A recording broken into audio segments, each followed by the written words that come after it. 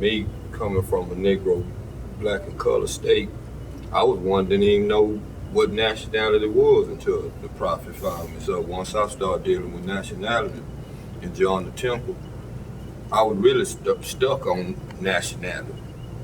But then once I knew what nationality was and what it do for you, I knew that nationality wasn't just going to be enough. I knew that I was going to have to become spiritual.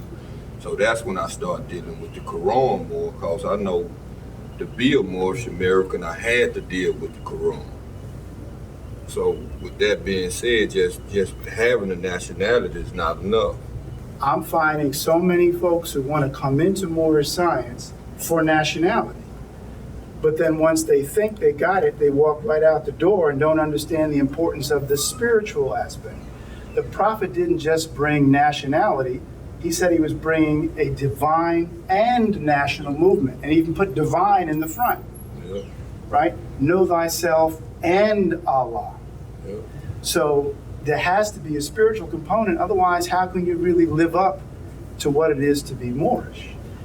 I think a lot of people from the standpoint of Islam, because Islam has a stigma on it that shy a lot of people away from Islam. Because when I tell them I'm a Muslim, I always feel I have to qualify it, because, you know, I get different perspectives. I might get questions, you know, about Islam, or you're a terrorist, you know. I don't know if y'all ever went through that. Yeah, but that just comes from what they show people. But then I always try to refer back to when you're dealing with Islam with our people, and if they say they ever looked at roots, I try to make them go back look at roots when they was in the bottom of these ships, these so-called slave ships, when these brothers is talking about Allah in the bottom of a slave ship. So if you coming here, if they bringing you here, your ancestors was already speaking about Allah.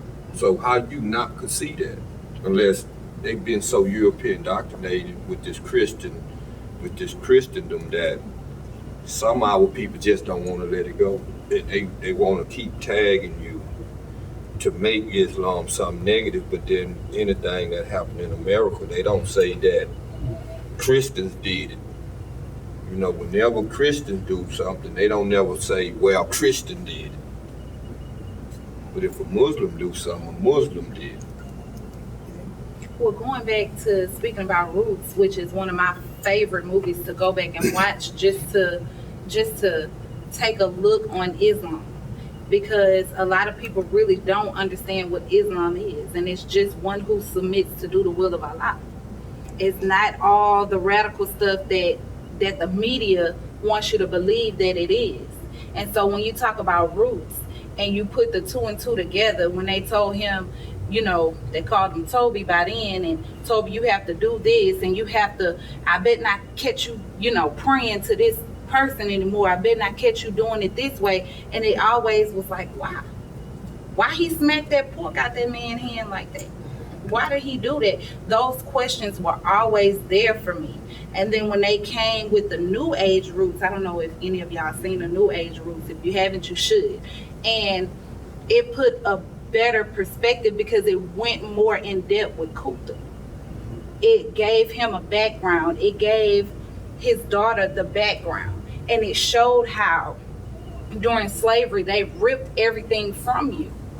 They ripped your nationality from you. They ripped your spirituality from you, and they beat you and told you, you better not. You better not.